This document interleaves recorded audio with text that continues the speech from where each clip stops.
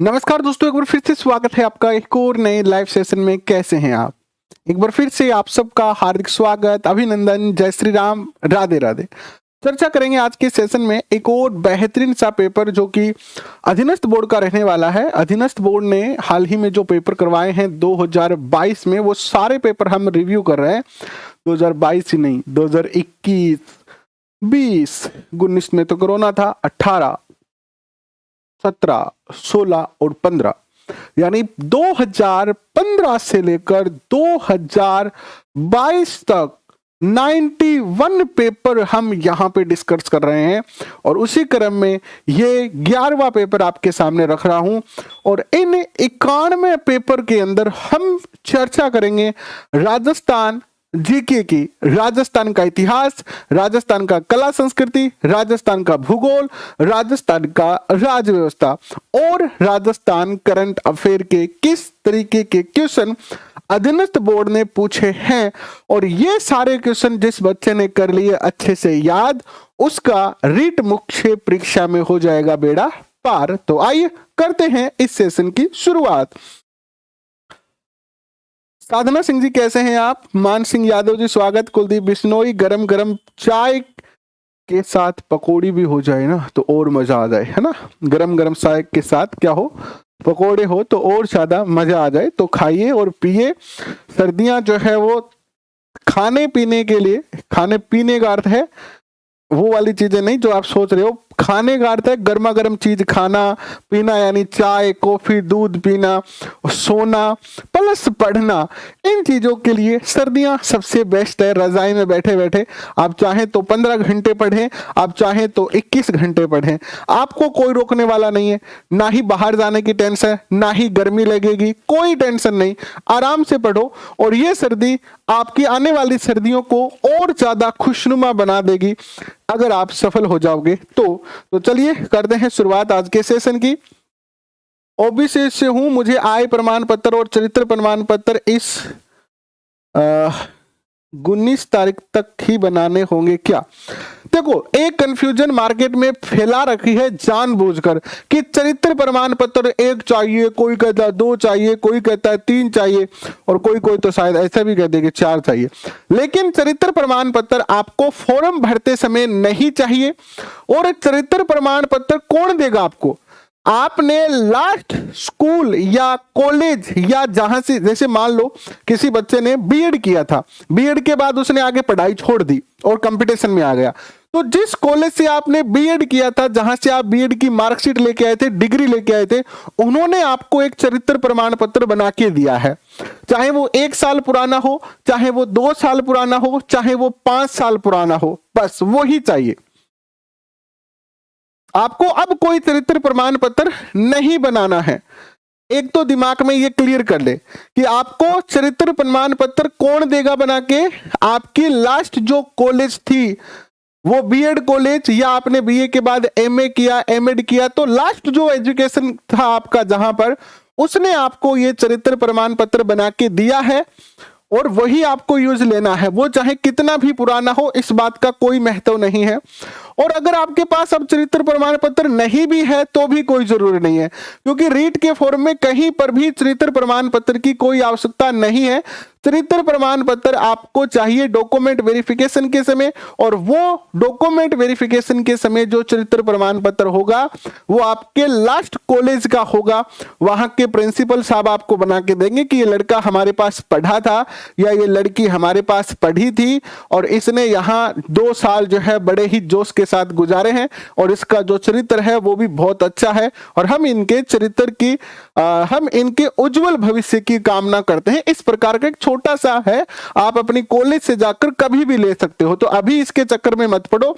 अभी तो आप केवल, अगर आप ओबीसी से हो तो अपना जाति प्रमाण पत्र बना लो बस। बाकी पढ़ाई पर ज्यादा ध्यान दो, बाकी कोई दिक्कत नहीं है।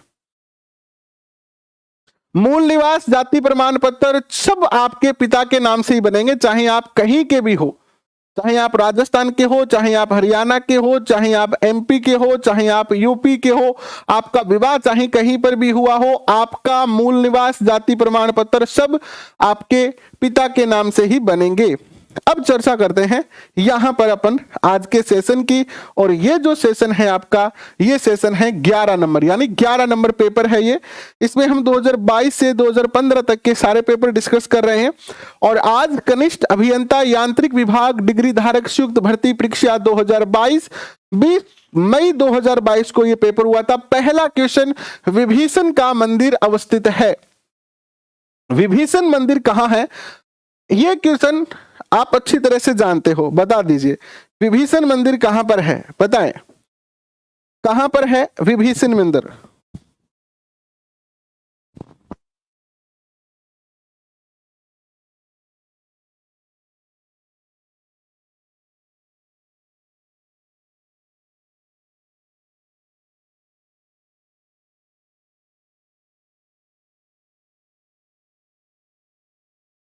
दस महीने पुराना है तो चल जाएगा, 1 साल पुराना नहीं होना चाहिए। 10 महीने पुराना है तो कोई दिक्कत नहीं है, 1 साल पुराना नहीं चलेगा।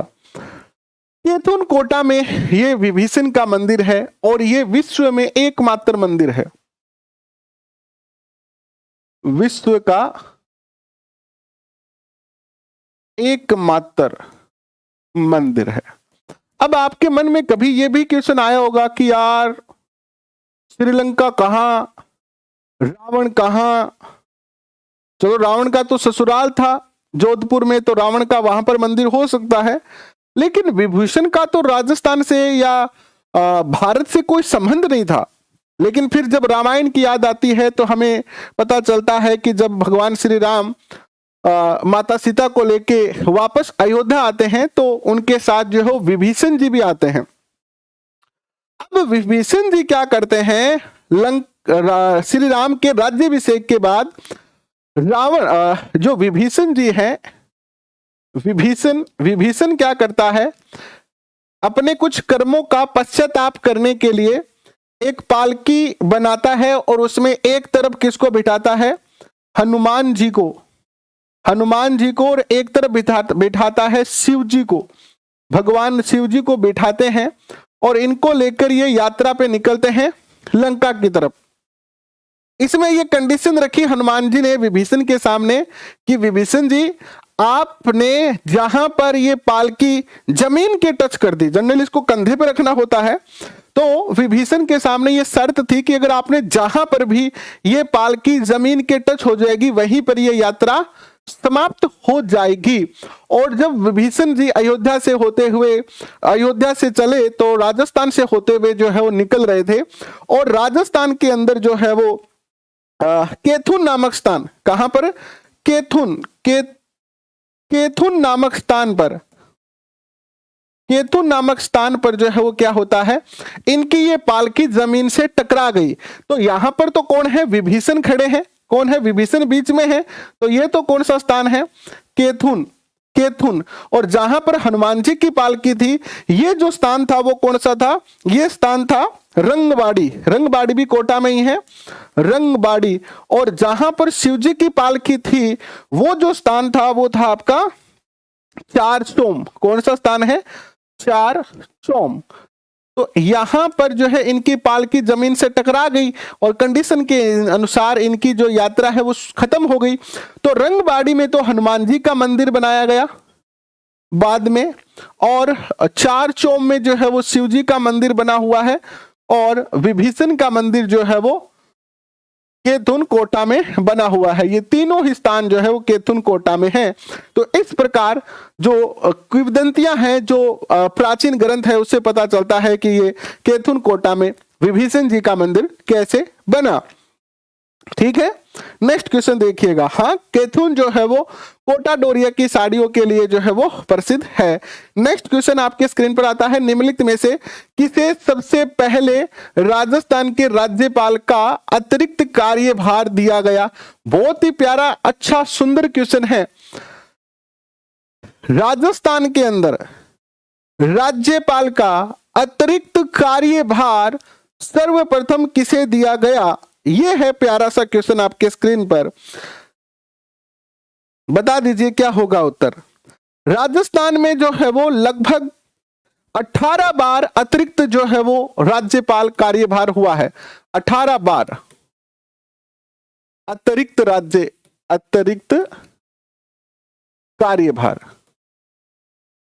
यानी अगर अतिरिक्त कार्यभार कब दिया जाता है राज्यपाल का, जब मान लीजिए राज्यपाल जो हो छुट्टी पर चले जाएं, राज्यपाल की मृत्यु हो जाए, राज्यपाल का पद अचानक रिक्त हो जाए, तो ऐसी कंडीशन में उनका कार्य जो है वो मुख्य रूप से जो है वो हमारा उच्च न्यायालय के जो मुख्य न्यायाधीश होते हैं वो निभाते हैं।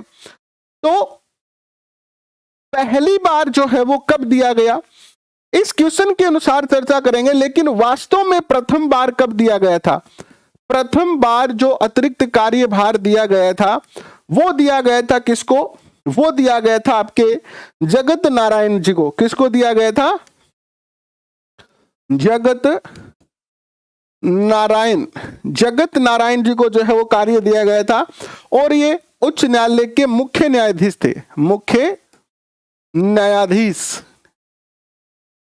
ठीक है, इनको दिया गया अतिरिक्त कार्यभार।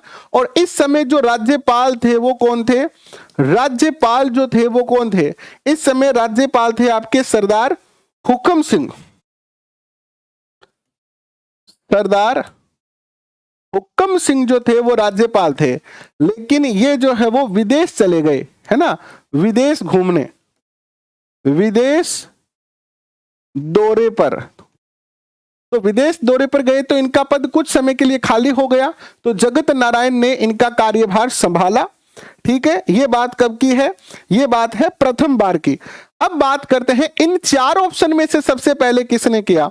तो चार ऑप्शन में अगर सबसे पहले की बात करते हैं तो सबसे पहले यहां पर स्वरूप सिंह का नाम आएगा। किसका नाम आएगा, स्वरूप सिंह का नाम आएगा। स्वरूप सिंह ने जो है वो 1991 से 93 तक, 1991 से 1993 तक जो है वो अतिरिक्त कार्यभार संभाला। ठीक है, और ये जो थे अगर इनको संख्या की तौर पर गिने तो 8वीं बार, प्रथम बार तो ये थे, 8वीं बार थे स्वरूप सिंह 1991 से 93 तक। इसके बाद बात करते हैं टीवी राजेश्वर की, तो ये 12वीं बार थे, ये 12वां थे टीवी राजेश्वर जिन्होंने अतिरिक्त कार्यभार संभाला 1 नवंबर 2004 से 7 नवंबर तक। 1 नवंबर 2004 से 7 नवंबर तक इन्होंने जो है वो कार्यभार इनका संभाला। इसके बाद कैलाशपति मिश्र की बात करते हैं, तो कैलाशपति मिश्र ने जो है वो 11वीं बार जो है वो कार्यभार संभाला। ये क्रम से देखें तो 11वीं बार, और इन्होंने जो कार्यभार संभाला था वो 2003 से 2004 तक, 2003 से 2004 तक। और धनिक लाल मंडल जो है इन्होंने जो है ये 90 थे, 9वीं बार इन्होंने संभाला था, और इन्होंने संभाला था 31 मई 1993 से, 31 मई 1993 से, और इन्होंने संभाला था ये कार्यभार 29 जून तक। तो इस ऑप्शन के अनुसार तो उत्तर क्या होगा, 8वें, ये पहले हो गए, ये 8वें, ये 90, ये 11वें, ये 12वें। तो इस ऑप्शन के अकॉर्डिंग तो डी उत्तर सही होगा। लेकिन वास्तव में जगत नारायण ने पहली बार जो है वो अतिरिक्त राज्यपाल के रूप में कार्यभार संभाला था। ठीक है, देवपाल त्यागी होगा सर 1977। कहां है देवपाल त्यागी, नहीं, आप क्या बता रहे हो, मुझे पता नहीं है।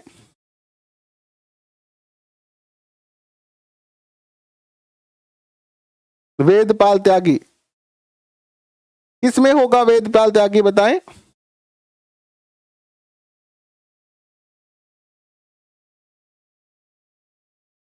नेक्स्ट क्वेश्चन देखिए, नेक्स्ट क्वेश्चन आपके स्क्रीन पर आता है, यह है कि राजस्थान मानवाधिकार आयोग के बारे में अधोलिखित कुछ कथन है, इनको पढ़ेंगे आप और फिर उत्तर देंगे।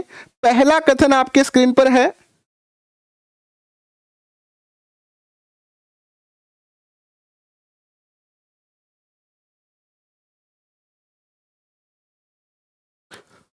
आयोग मानव अधिकारों का उल्लंघन में स्वतः ही जांच प्रारंभ कर सकता है।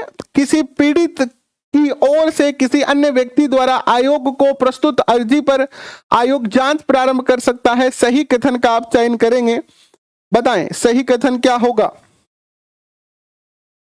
देखिए, राजस्थान मानवाधिकार आयोग की जो स्थापना हुई थी वो 18 जनवरी 1999 में हुई थी। स्थापना 18 जनवरी 1999 में इसकी जो है वो स्थापना होती है, राजस्थान मानवाधिकार आयोग की। और इसके जो प्रथम अध्यक्ष बनते हैं वो गोपाल कृष्ण व्यास बनते हैं। कौन है प्रथम अध्यक्ष?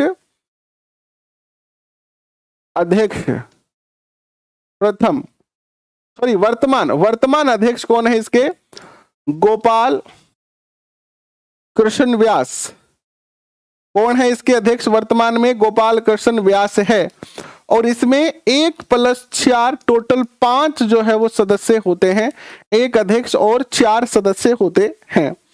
ठीक है, और ये दोनों ही कथन सत्य हैं। देखिए, मानवाधिकार आयोग चाहे तो स्वतः ही जांच कर सकता है।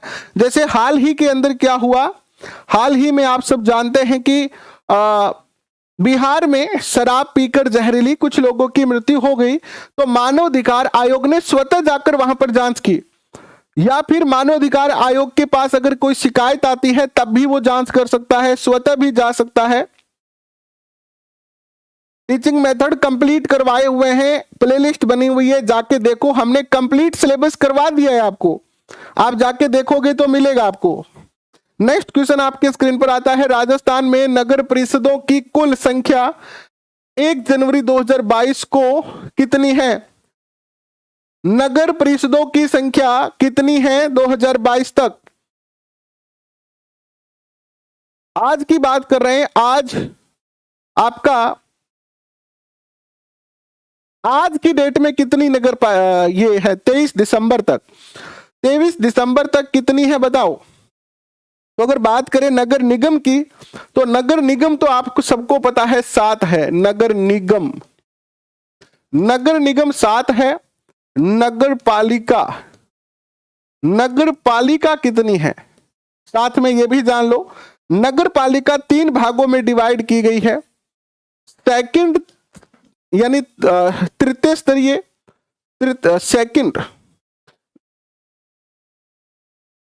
द्वितीय स्तरीय नगर पालिका, तृतीय स्तरीय नगर पालिका और चतुर्थ श्रेणी नगर पालिका, है ना। इनको डिवाइड किया गया कैटेगरी में। तो सेकंड स्तरीय जो है वो 13 है, थर्ड स्तरीय 58 है नगर पालिका, और चतुर्थ कैटेगरी की जो है वो 76 नगर पालिका है। कितनी? 76। और कुल नगर निगम 188 है। कुल नगर निगम 188 है। और चर्चा करते हैं अगर हम, तो नगर परिषदों की संख्या वर्तमान में 34 है। बी उत्तर सही होगा। नेक्स्ट क्वेश्चन आपके स्क्रीन पर देखिए क्या आता है कि महान सीमा भ्रंश राजस्थान के किस भाग में अवस्थित है? महान सीमा भ्रंश राजस्थान के किस भाग में अवस्थित है? फॉर्म भरने के लिए आपको बहुत ज्यादा टेंशन लेने की जरूरत नहीं है। फॉर्म में क्या क्या डॉक्यूमेंट चाहिए इसके लिए मैंने वीडियो बना दिया है। और उसके अलावा आपको कुछ नहीं चाहिए, चाहे कोई कुछ भी कहे, आप अपने जितने मैंने आपको डॉक्यूमेंट बताए हैं उतने डॉक्यूमेंट ले आओ, ई मित्र पे जाओ, आपको कोई दिक्कत जो है वो नहीं होने वाली है। ये बात मान के चलो, आप कोई दिक्कत नहीं होने वाली आपको। क्वेश्चन का उत्तर बताएंगे आप, तो दक्षिणी पूर्वी भाग को कहा जाता है। नेक्स्ट क्वेश्चन आपके स्क्रीन पर आता है, निम्नलिखित में से कौन सा नदी उत्पत्ति स्थल सुमेलित नहीं है? कौन सा सुमेलित नहीं है? सोम, बिछामेड़ा, जाखम, छोटा सांदड़ी, बाणगंगा सेवर की पहाड़ियों से और रूपारेल उदयनाथ की पहाड़ियों से। बताएं क्या उत्तर सही होगा यहाँ पे? कौन सा नदी और उसका उद्गम स्थल जो है वो सही नहीं है? कौन सा नहीं है? कौन सी नदी और उसका उद्गम स्थल जो है वो सही नहीं है, ये बताना है आपको। और ऑप्शन आपके स्क्रीन पर है। आप सब जानते हैं कि बाणगंगा नदी जो है वो कौन सी पहाड़ियों से निकलती है? सेवर की पहाड़ियों से न निकलकर बेराट की पहाड़ियों से निकलती है, बेराट पहाड़ी, बेराट की पहाड़ी से निकलती है, तो यहां पर जो उत्तर होगा वो सी होगा। नेक्स्ट क्वेश्चन आपके स्क्रीन पर, राजस्थान में मुख्यमंत्री राजनीर योजना का आरंभ कब हुआ? करंट अफेयर का प्यारा क्वेश्चन आपके स्क्रीन पर आ रहा है, बताएं। राजस्थान में मुख्यमंत्री राजनीर योजना, नीर यानी पानी, इसके तहत आपको 15,000 लीटर तक पानी फ्री मिलेगा। 15,000 लीटर पानी फ्री, कोई बिल नहीं आएगा। और यह जो योजना शुरू हुई है वो शुरू हुई है आपकी कब से? 13 मार्च 2020 से। नेक्स्ट क्वेश्चन आपकी स्क्रीन पर आता है, यह है कि राजस्थान में निम्न में से कौन सा पन्ना खनन क्षेत्र नहीं है? पन्ना का खनन कहां पर राजस्थान में नहीं होता है, यह बताएं। बहुत ही सुंदर क्वेश्चन आपकी स्क्रीन पर, पन्ना का खनन राजस्थान में कहां पर नहीं होता है? पन्ना, हीरा की तमन्ना है कि पन्ना उसे मिल जाए, चाहे उसकी जान जाए, चाहे उसका दिल जाए, है ना। बचपन में ये गीत सुना होगा आपने, देवानंद की फिल्म थी एक, हीरा पन्ना, शायद क्या नाम था मुझे याद नहीं आ रहा है, लेकिन ऐसा गीत था कि हीरा की तमन्ना है कि पन्ना उसे मिल जाए, क्या ऐसा था कि पन्ना की तमन्ना है कि हीरा उसे मिल जाए, ऐसे से कुछ गीत था। बचपन में बहुत सुनते थे हम एफएम रेडियो पर।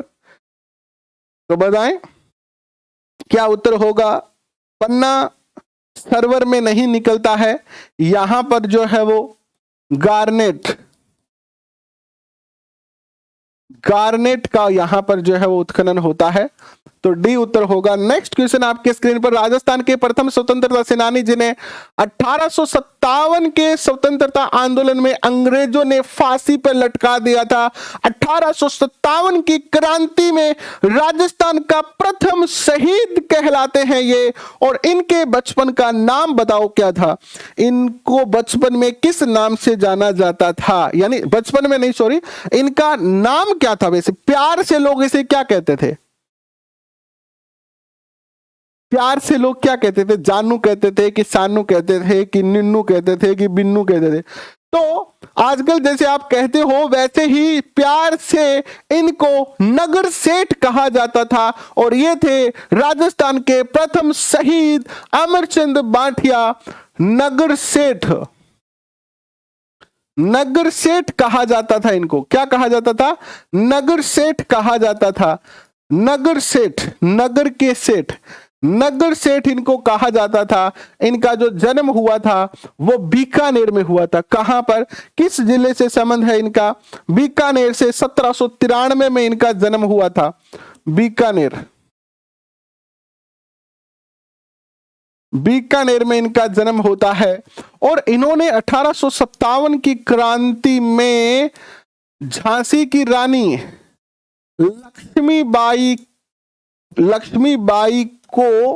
लक्ष्मीबाई की सहायता की। सहायता, कैसी सहायता की? इनके पास एक खजाना था। कौन सा खजाना? उस खजाने का नाम बताओ, क्या खजाना था वो खजाने का नाम था गंगाजली खजाना। कौन सा खजाना? गंगाजली खजाना। ये जो खजाना था वो किसको दे दिया था? लक्ष्मीबाई को दे दिया। और इससे लक्ष्मीबाई के पास बहुत सारा धन आ गया, जिससे लक्ष्मीबाई ने हथियार वगैरह खरीदे और अंग्रेजों को और थोड़े दिन जो है उनके दांत खट्टे किए, है ना। और इससे अंग्रेज बड़े नाराज हो गए कि ओ बटू बहुत खतरनाक है, पीसा दिए झांसी की रानी ने, डटो एन पकड़ो बली। और अंग्रेजों ने क्या किया? इनको फांसी पे चढ़ा दिया 22 जून 1858 को। मृत्यु 22 जून 1858 को ग्वालियर में, ग्वालियर। ठीक है। नेक्स्ट क्वेश्चन आपके स्क्रीन पर आता है, यह है कि देखिए, नेक्स्ट क्वेश्चन देखो, जेतर सिंह के बारे में बताओ।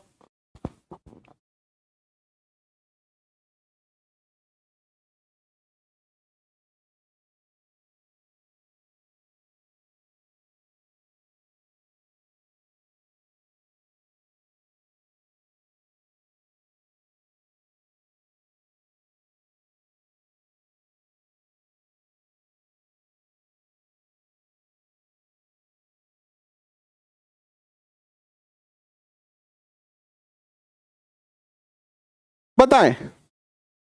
जेतर सिंह का नाम सुनते ही एक युद्ध याद आता है, कौन सा युद्ध याद आता है बताओ। जेतर सिंह का नाम सुनते ही भूताला का युद्ध याद आता है, कौन सा युद्ध याद आता है, भूताला का युद्ध।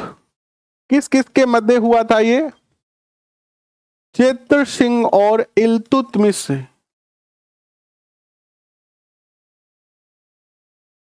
इल्तुतमिश के मध्य ये युद्ध हुआ था, याद आ रहा है आपको। ये मेवाड़ के शासक थे, कहां के शासक थे, मेवाड़ के शासक थे। और इन्होंने राजधानी भी ट्रांसफर की थी, राजधानी भी स्थानांतरित की थी ना इन्होंने। राजधानी इन्होंने कहां स्थानांतरित की थी बताओ।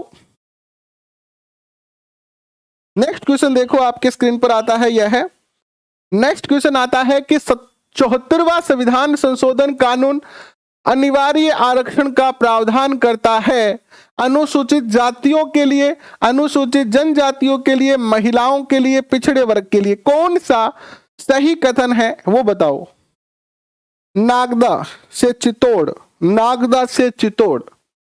नागदा इस युद्ध में नष्ट हो गया था, हालांकि युद्ध तो जेतर सिंह जीत गए थे बट नागदा नष्ट हो गया था, तो चित्तौड़ को राजधानी बनाया था। अब बताओ 74वां संविधान संशोधन हुआ कब था। 74वां जो संविधान संशोधन था वो 1992 में हुआ था। कब हुआ था, 1992 में हुआ था। और हमारे सिलेबस में भी है ये, है ना। 73वां 74वां है क्या अपने, कि 71वां 72वां है, अपने सिलेबस में भी है ना, रीट के।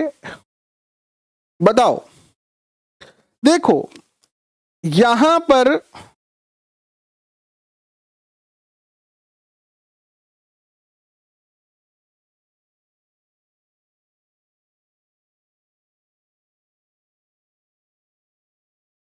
क्या उत्तर होगा बताओ।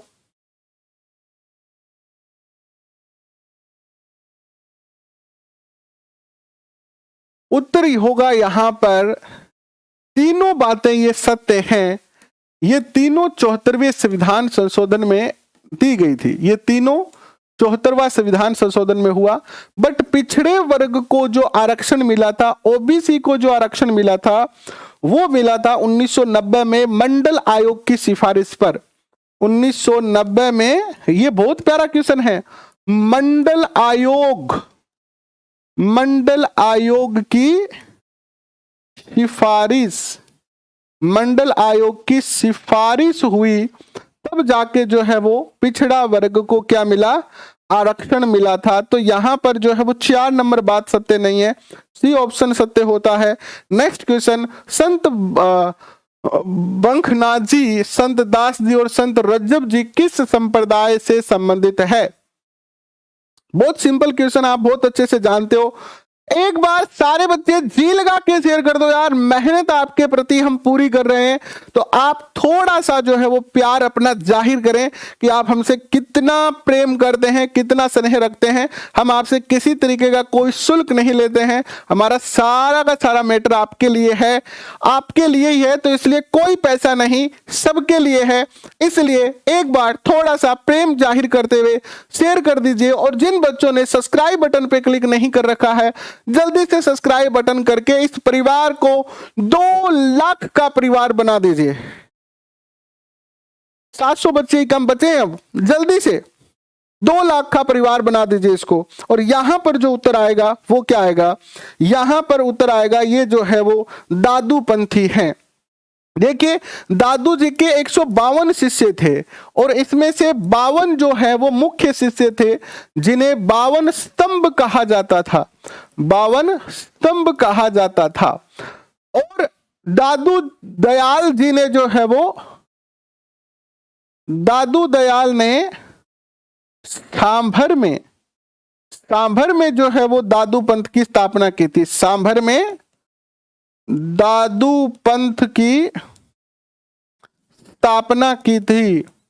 अच्छा एक बात बताओ कि दादू पंथ के जो लोग होते हैं उनकी मृत्यु हो जाती है तो क्या होता है, मृत्यु हो जाने पर, होने पर सबको यूं ही छोड़ दिया जाता है, यूं ही छोड़ दिया जाता है, जंगल में छोड़ दिया जाता है, जिसे पशु पक्षी खाते हैं।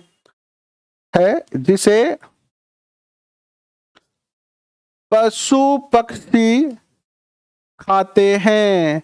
एक बात और बता दो भैया, ये जो दादूपंथी लोग होते हैं ना, ये विवाह नहीं करते हैं। क्या नहीं करते हैं? विवाह नहीं करते हैं, नहीं करते हैं। ये बातें आप जान लो, आपके पेपर में आ सकती है। ठीक है,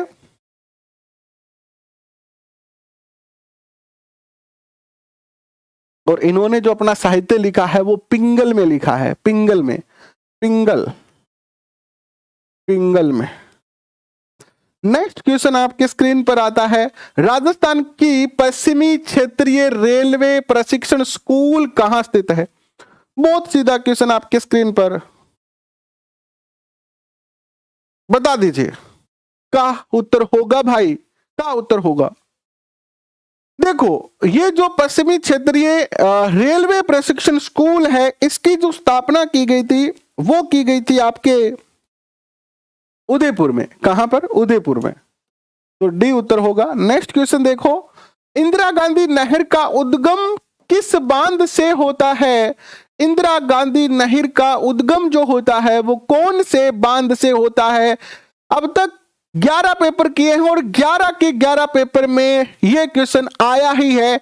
इंदिरा गांधी नहर का क्वेश्चन पूछा ही गया है। इसका जो उद्गम हुआ है मैं डिटेल पहले बहुत बार बता चुका हूं, तो हरि के बैराज इतना ही बताऊंगा। नेक्स्ट क्वेश्चन आपके स्क्रीन पर, शिक्षा संत के रूप में प्रसिद्ध स्वामी केशवानंद का जन्म कहां पर हुआ है? जो बच्चे सीकर जिले के हैं वो केशवानंद जी को बहुत अच्छे तरीके से जानते हैं, उनके बारे में उन्होंने बहुत अच्छे तरीके से जो है वो सुन रखा है। जो सीकर के बच्चे हैं तो बता दीजिए उत्तर क्या आएगा। कौन कौन है सीकर से? यहां पर सीकर के कौन कौन है बताओ।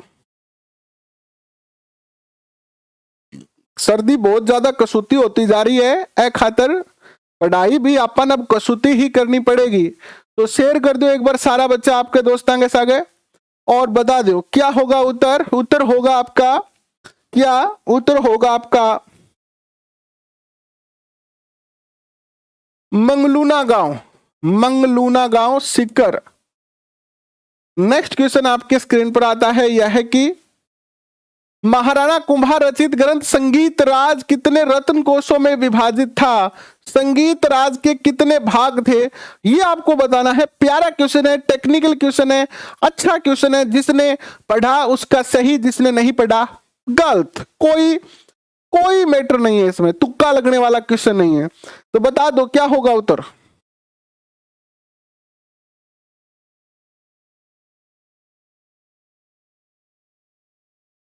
क्या होगा उत्तर? उत्तर होगा 5 भागों में ये बंटा हुआ था। कितने भागों में? 5 भागों में। कौन कौन से भाग थे इसके? 5। देखो, पहला इसका जो भाग था वो कौन सा था? पहला इसका भाग था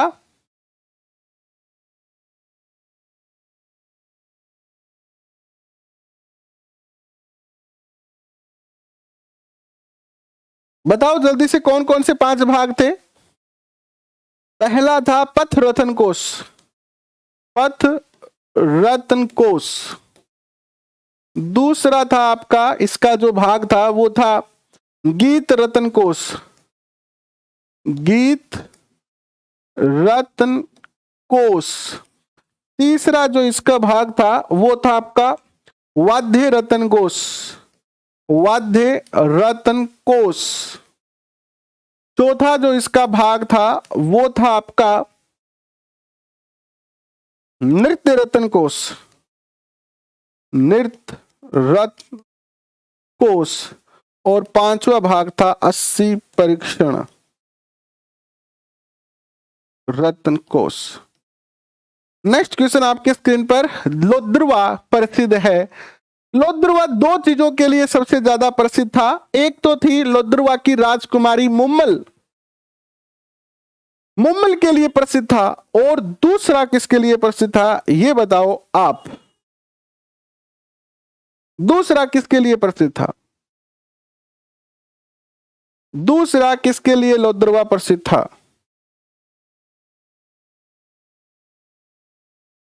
दूसरा अरे कोई चरित्र प्रमाण पत्र नहीं बनाना है, कोई चरित्र प्रमाण पत्र नहीं बनाना है। चरित्र प्रमाण पत्र आपके कॉलेज ने आपको दे रखा है, अब कुछ नहीं बनाना है। चरित्र प्रमाण पत्र आपको अब कितनी चीजें चाहिए? जाति प्रमाण पत्र चाहिए लेकिन अब नहीं चाहिए, अभी बना लो। जाति प्रमाण पत्र, मूल निवास बना लो, बाकी और कुछ नहीं बनाना है। चरित्र प्रमाण पत्र अभी नहीं चाहिए, अभी तो पेपर की तैयारी करो। फॉर्म भरने के लिए आपको आधार कार्ड, रीट के रोल नंबर, 10वीं 12वीं बीए और बीएड की मार्कशीट की रोल नंबर चाहिए, बाकी कुछ नहीं चाहिए। ये कौन अफवाह फैला रहा है कि चरित्र प्रमाण पत्र चाहिए? कौन है ये? कमेंट करके बताओ। जैन मंदिरों के लिए प्रसिद्ध है, ये अफवाह किसके द्वारा फैलाई जा रही है कि चरित्र प्रमाण पत्र चाहिए रे? कौन कह रहा है ये बातें?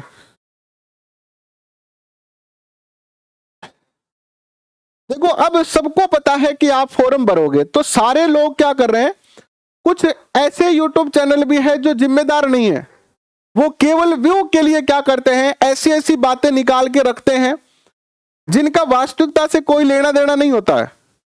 आपको आपके सामने ऐसे तथ्य रखेंगे जिससे आप कंफ्यूज हो जाओ और आप उन वीडियो को देखो। तो बिल्कुल ऑथेंटिक चीजें देखा करें, आप अच्छे जो टीचर हैं उन्हीं के वीडियो देखा करें।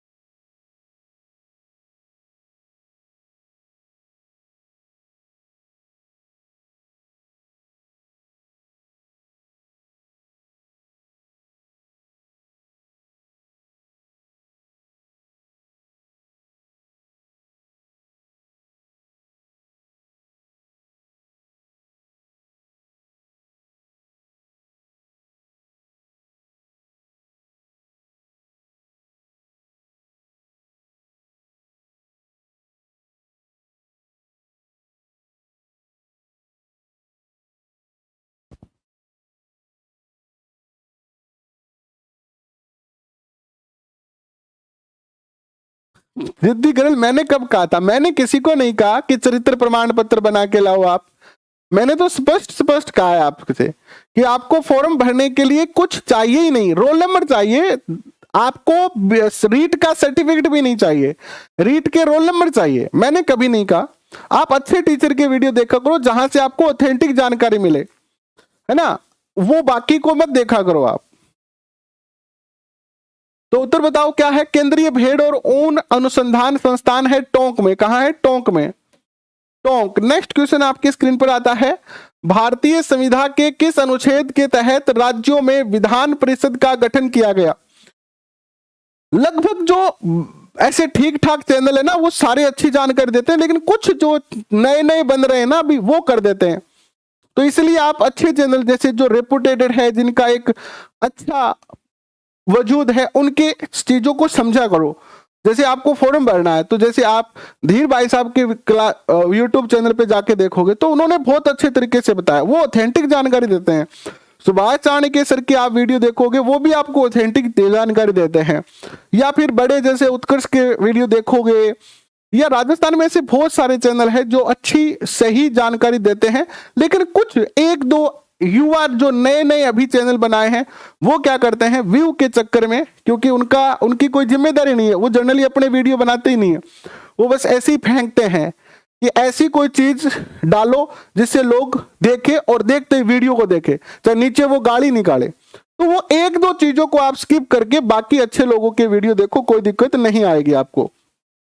नेक्स्ट क्वेश्चन आपके स्क्रीन पर आता है, भारतीय संविधान के किस अनुच्छेद के तहत राज्यों में विधान परिषद का गठन किया गया है? तो देखिए, विधान परिषद के गठन की बात करते हैं तो 168 के तहत क्या है, विधानसभा, विधानमंडल विधानमंडल का गठन 168 के तहत है, और 169 के तहत जो है वो क्या है आपका, विधान परिषद का गठन। 170 के तहत जो है वो ये कहा गया है कि इसमें मैक्सिमम 500 सदस्य होंगे और मिनिमम जो होंगे वो कितने होंगे, मैक्स और मिनी 60 सदस्य होंगे। और अनुच्छेद 171 ये कहता है कि विधान परिषद में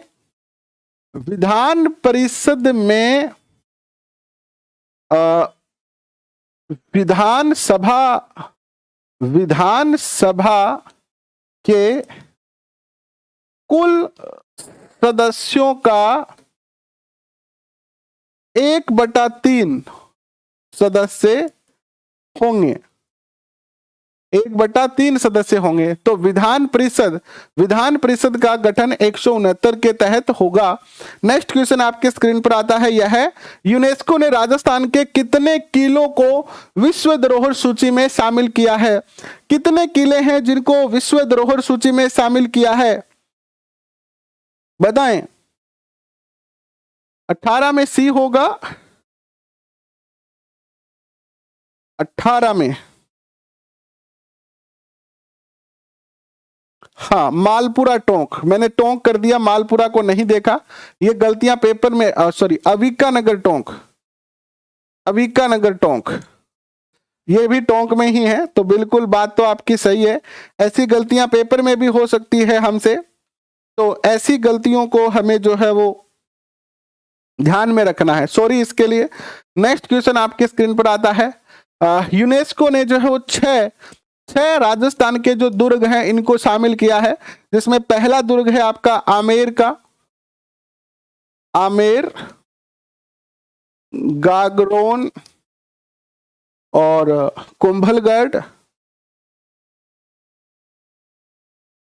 कुंभलगढ़, जैसलमेर,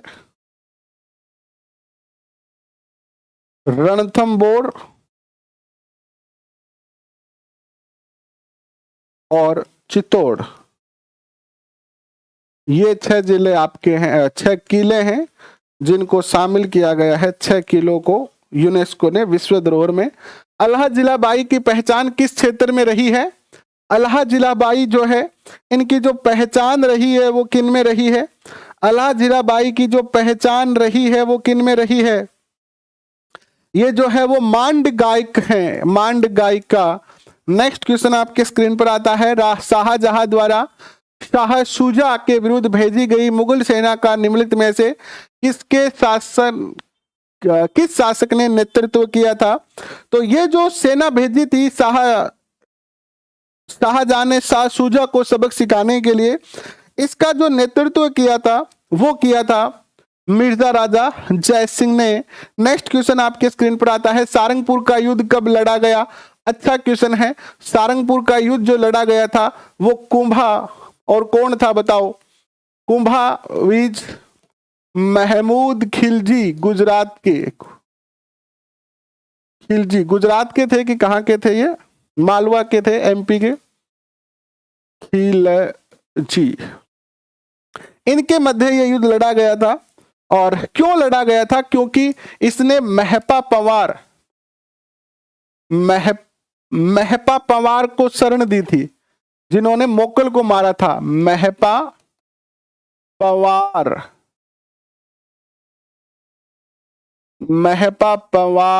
को शरण देने के कारण युद्ध हुआ था, और यह युद्ध हुआ था 1437 में। नेक्स्ट क्वेश्चन आपके स्क्रीन पर आता है, यह है कि कौन सा सही सुमेलित नहीं है? संरक्षित क्षेत्र और जिला कौन सा सही सुमेलित नहीं है? बिल्कुल, इस युद्ध के बाद विजय स्तंभ का निर्माण शुरू कराया गया था। विजय स्तंभ का निर्माण इसी के बाद हुआ था। तो देखो, सुधा माता जालोर में है, सब जानते हैं आप। गांगेलाओ नागौर में, रोटू नागौर में, एंड गूढ़ा बिश्नोई जयपुर में है। ये बात गलत है, ये जोधपुर में है, जोधपुर।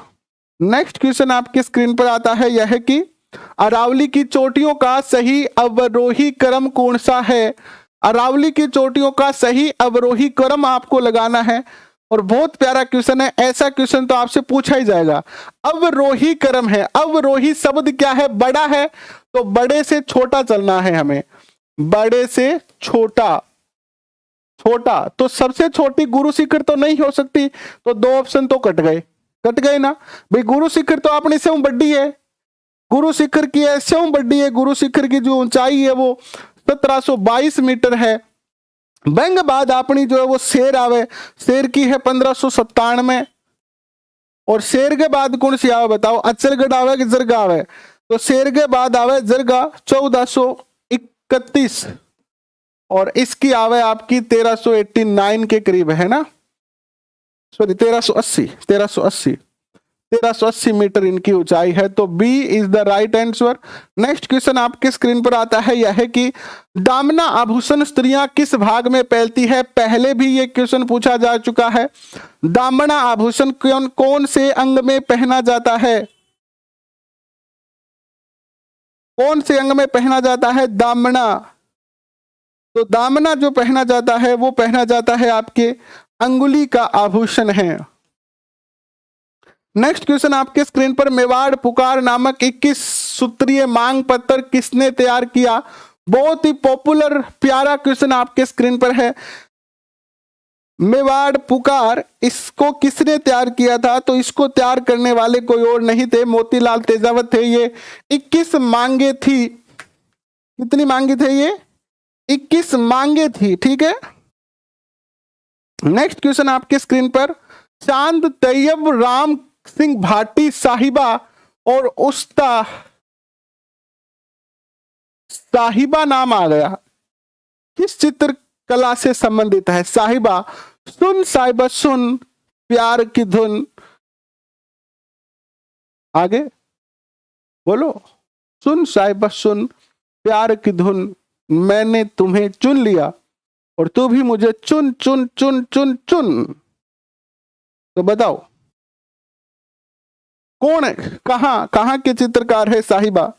साहिबा नाम सुनते ही आपको पता चल गया कि ये अजमेर की है। कहां की है, अजमेर की चित्र, ठीक है। नेक्स्ट क्वेश्चन आपके स्क्रीन पर आता है, निम्नलिखित में से कौन सी कृति रचना मणि मधुकर की नहीं है। कौन सी रचना या कृति मणि मधुकर की नहीं है। तो मणि मधुकर ने पग फेरी लिखा, एंड सुधी सपनों में तीर लिखा, सुधी सपनों के तीर, रस गंधर्व लिखा, ये तीनों तो लिखा इन्होंने, लेकिन जामारो नहीं लिखा इन्होंने, ये राजस्थानी भाषा की है। जमारो किसने लिखी, यादवेंद्र शर्मा ने, यादवेंद्र शर्मा ने लिखा ये। और इनको चांद कहा जाता था, क्या कहा जाता था, चांद, तो मेरा चांद है, यानी सॉरी चांद नहीं, चंद्र, चंद्र कह लो या चांद कह लो, बात तो एक ही है, लेकिन इनको चंद्र कहा जाता था। क्या कहा जाता था, चंद्र। नेक्स्ट क्वेश्चन आपके स्क्रीन पर आता है, यह है कि नेक्स्ट क्वेश्चन आता है कि महाराणा प्रताप के किस सौतेले भाई को अकबर ने जहाजपुरा की जागीर दी थी। बहुत सीधा क्वेश्चन है, आप बता सकते हो आसानी से, बताओ। जगमाल सिंह को।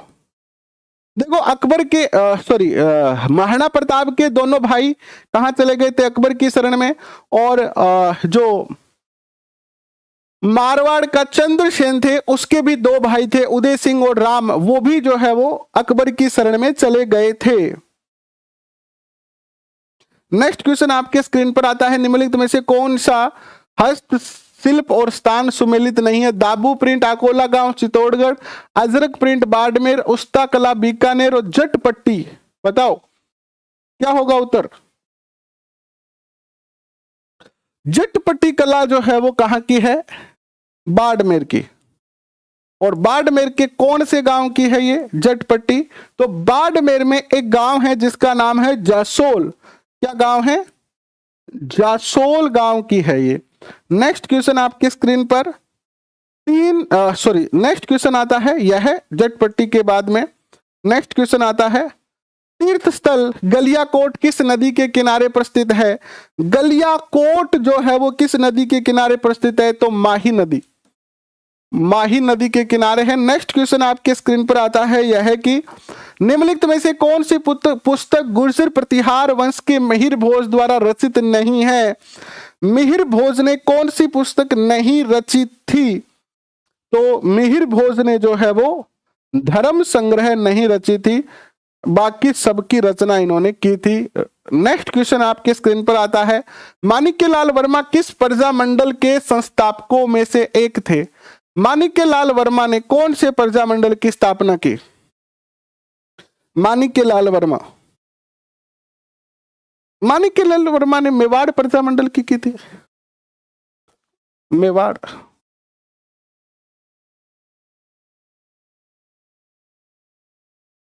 नेक्स्ट देखो, कौन सा राष्ट्रीय उद्यान रामसर साइट में शामिल किया गया है? मुकुंदरा हिल्स राष्ट्रीय उद्यान, केवलादेव, रणथंभौर या मरु राष्ट्रीय उद्यान? तो रामसर साइट वो दलदली भूमि होती है, तो इसमें केवलादेव राष्ट्रीय अभ्यारण्य को भी शामिल किया गया है रामसर साइट के रूप में। रामसर साइट यानी दलदली भूमि जहां पर पक्षी आके रहते हैं।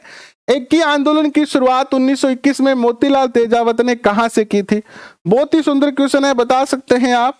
और इक्की आंदोलन की जो शुरुआत हुई थी वो हुई थी मात्र कुंडिया से। नेक्स्ट क्वेश्चन आपके स्क्रीन पर, शुष्क सागवान वन राजस्थान के किन जिलों में पाए जाते हैं? देखो, सागवान है और शुष्क है, और शुष्क चीज तो शुष्क जगह में ही पाई जाएगी भैया। शुष्क चीज कट पाई जाएगी, शुष्क जगह में ही पाई जाएगी। तो शुष्क की में बाड़मेर, उदयपुर, बीकानेर, गंगानगर, चूरू, झुंझुनू, जालोर, सिरोही, सॉरी बांसवाड़ा, उदयपुर। तो शुष्क सागवान वन जो है वो अपन ने कट पाई जा है, ओ पाए कौन जा, ओ पाए जाए शुष्क जगह में कौन पाए जा, ओ पाए जाए बांसवाड़ा, उदयपुर में। आ तीनों जगह ना हो तो ठीक जगह है बांसवाड़ा, उदयपुर, तो अठा पाई जाए सागवान। नेक्स्ट देखो, राजस्थान के कुषाण शक्ति को संभवतः नष्ट करने में कौन जनपद सफल रहा? यह बहुत प्यारा क्वेश्चन है, अलग अलग तरीके से क्वेश्चन पूछा जाता है। कुषाणों की शक्ति को समाप्त किया था किस शासक ने? तो ये जो शासक है जिन्होंने कुषाणों की शक्ति को समाप्त किया था, ये है योद्धेन शासक। नेक्स्ट क्वेश्चन आपके स्क्रीन पर आता है, विश्व में राजस्थान किस गोलार्ध में है? तो जिस गोलार्ध में भारत है उसी गोलार्ध में राजस्थान है, उत्तरी पूर्वी गोलार्ध में है ना। आज यहाँ अपनी पृथ्वी है, ठीक है, थोड़ी टेढ़ी मेढ़ी है, कोई बात को नहीं, बिया गोल भी बनास का आपा, लेकिन आपा कठा हाँ अठा हाँ आपा। तो ओके हो गयो पूर्व और ओके हो गयो उत्तर, तो उत्तरी पूर्वी गोलार्ध हो गया, को नहीं हो गया। तो नेक्स्ट क्वेश्चन आपके स्क्रीन पर और लास्ट क्वेश्चन आपके स्क्रीन पर, जसनाती संप्रदाय की प्रमुख गद्दी कहां पर है? यह है आपका कतरियासर। यह हो गया आपका एक और बहुत ही शानदार पेपर, पीडीएफ इसकी टेलीग्राम पे मिलेगी आपको। और ये सारे जो पेपर हैं इनको आप अच्छे से नोट कर लो वन लाइनर क्वेश्चन के रूप में, ताकि आप क्या कर सको, बाद में इनकी रिवीजन कर सको। कल एक और पेपर करेंगे जिसमें हम और बेहतरीन से प्यारे प्यारे क्वेश्चन जो है वो डिस्कस करेंगे। अभी के लिए बहुत बहुत धन्यवाद। रात को 8:30 बजे फिर से मिलते हैं, तब तक के लिए पढ़ते रहे, धन्यवाद।